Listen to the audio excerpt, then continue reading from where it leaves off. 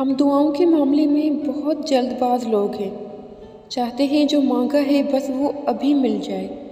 ہماری بے سکونی کی اصل وجہ یہی ہے کہ تم دعا مانگ کر تھوڑا سا بھی انتظار نہیں کرتے اور پھر اس سے مایوس ہو کر مانگنا چھوڑ دیتے ہو کہ وہ تو سنتا ہی نہیں۔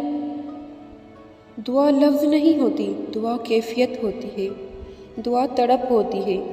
اللہ ہر دعا سنتا ہے، وہ بھی جو تمہارے دل کے کسی کونے میں دبی ہوتی ہے، لیکن بس وہ قبول تب کرتا ہے جب وہ چیز تمہارے حق میں بہتر بن جاتی ہے۔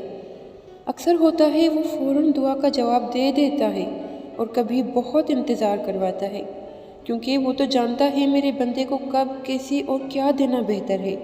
اسی لیے کچھ چیزیں ہمارے حق میں بہتر نہیں ہوتی، انہیں بہتر بنانے کے لیے اللہ ہمیں انتظار کرواتا ہے۔